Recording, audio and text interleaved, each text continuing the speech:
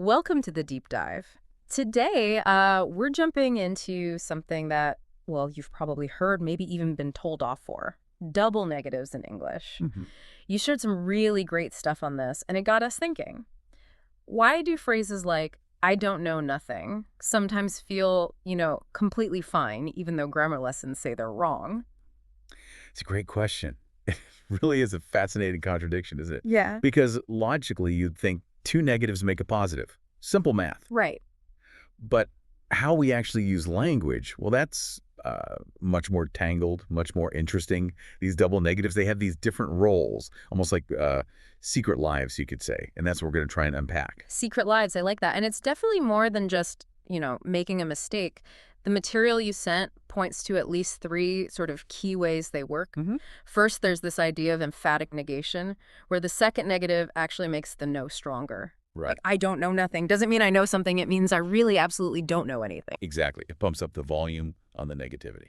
And this seems common in certain dialects, right? Like African American vernacular English, Southern U.S. English, even Cockney English. Your sources mention negative conquered.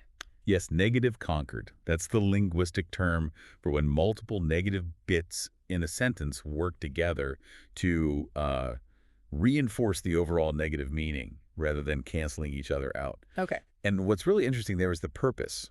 It's not meant to confuse. It's purely for emphasis, for intensity. It adds a flavor, maybe, that a single negative just doesn't quite capture. Gotcha. Okay, so that's one life. What else? Well, then you've got what one source cleverly called hidden negatives. Hidden negative. Yeah, words that are kind of negative already, but maybe subtly. Think hardly, Yeah. scarcely, barely. No, okay. So if you say, I can't hardly wait, which loads of people do, Yeah, I say that. right, you're technically using two negatives. Yeah. Can't is -1, and hardly implies almost not, so that's -2. Mhm. If you break it down super literally, it's a bit weird, like, I can almost not wait. Yeah. But we all know what it means. Yeah, you totally get the feeling. It just shows how, like, our gut feeling for language isn't always strictly logical grammar, is it? Precisely. We understand the intended meaning, the feeling, even if the pure logic is a bit fuzzy. Okay, emphatic, hidden. What's the third one? And the third one is maybe the Mm-hmm. the fancier side. It's called litotes. Litotes. Okay. This is where you use a double negative for Yeah. like formal understatement. Saying something is not uncommon when you mean it's, well, somewhat common. Ah, right. Like being polite or indirect. Exactly. Your material mentioned Shakespeare loved this stuff. Oh, wow. Shakespeare. Yeah. Apparently phrases like not ungrateful or similar constructions pop up in his work. It adds a layer of subtlety. Subtlety, yeah. Or maybe even a bit of irony sometimes. Could be, depending on the context, definitely. Yeah. It's expressing something positive by sort of negating its opposite. It really makes you rethink those times you got told off in school, doesn't it? One of the bits you shared was this anecdote. Someone getting corrected for, I don't want none in class. And then their grandma says the exact same thing over dinner. That's a perfect illustration. It just shows how language isn't this one single rule book, is it? It changes depending on who you're with, where you are. Exactly. What's considered standard or correct here might be totally normal, even expected over there. Mm. It's about community norms. So let's talk about those times when it is okay, or at least when it flies under the radar. When can you use them without sounding wrong?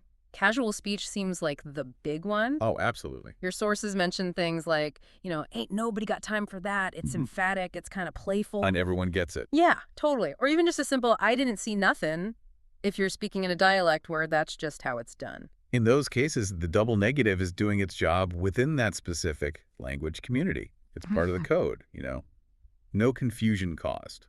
And then, of course, there's music and poetry. Huge area. You sent over those great examples. Bill Withers' Ain't No Sunshine, or the Rolling Stones' I Can't Get No Satisfaction, Classics. right? And those titles, those lyrics, they're burned into our brains. Technically double negatives, but they sound so Right. powerful. And that's key, isn't it? The Right. rhythm, the feeling, the impact. Yeah. Sometimes bending those grammar rules actually makes the line better, more memorable, more soulful. Ain't No Sunshine just hits differently than, I don't know, There is no sunshine. Definitely doesn't have the same ring to it. It shows how artists use language creatively, breaking rules on purpose for effect. Exactly. And then back to the formal side litotes, like, not unreasonable. You hear that in meetings, in reports. Right. It means kind of reasonable, but it sounds more, I don't know, measured. And nobody flags it as bad grammar. No, it's accepted as a way to be diplomatic, maybe a bit cautious. It softens the blow, perhaps, Right. compared to a very direct statement. Okay, so we've got places where they work casual chat, music, formal understatement. But what about the danger zones? When should you really try to avoid them? The main one, overwhelmingly, is formal writing. Right, essays, reports, that kind of thing. Yeah, your sources were clear on this. In most formal contexts, standard edited English, you avoid double negatives. They use the Pink Floyd example. We don't need no education. Exactly. Great lyric.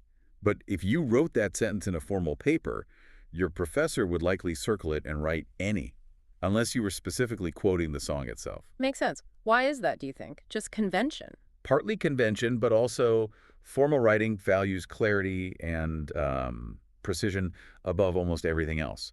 Double negatives, unless they're deliberate litotes, can sometimes create ambiguity or just look like you weren't paying attention to the rules. So precision is key in formal stuff. Now, here's a practical tip from the material I liked. Mirror your audience. Oh, yes, good one. Basically, if the people you're talking to use double negatives naturally and it feels right for the situation, Yeah. maybe you can too. It's about being sensitive to the context, isn't it? Adjusting your style. It can even build rapport, show you're kind of on the same wavelength linguistically. Yeah, reading the room linguistically speaking. Okay, let's dig into some common trip-ups. Where do people get confused? Hardly seems to be a big one. Definitely.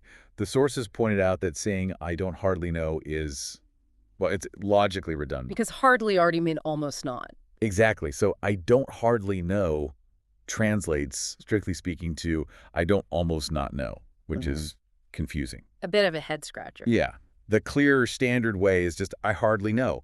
You just have to remember that hardly itself is already doing the negative work. Okay, so watch out for those hidden negative adverbs. What else? Another tricky spot is "not," plus words starting with "un." Like not unhappy. Right. The sources clarified that "not unhappy" isn't usually a perfect synonym for happy.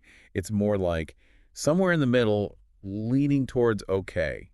Sort of not sad, basically. Okay, so it creates nuance. It's not a simple flip. Exactly. Same with "not illegal." It just means it's not against the law. It doesn't automatically mean it's fully endorsed or, legal in every sense. It occupies a kind of middle ground. Interesting. So the double negative there creates a specific, less extreme meaning.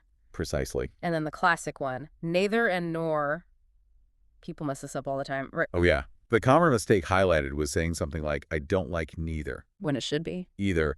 I don't like either using "don't" Yeah. as the negative, or I like neither, where neither carries the negative meaning itself. You don't need both "don't" and "neither." Because neither already has the not built in. Got it, in one. It's about understanding which word is providing the negation in the sentence. One listener tip from your sources was really neat. They suggested actually highlighting words like hardly or scarcely in a document. Oh, like with a different color. Yeah, just to make those hidden negatives pop out visually so you don't accidentally stick another negative like don't next to them. Seemed quite practical. That's actually a really clever strategy, making it visual. Anything that boosts awareness like that can be super helpful when you're trying to, fine-tune how you write or speak. Definitely. So thinking about native speakers, Yeah. how do they use them? Often without even thinking about it. Emphasis seems key. Huge.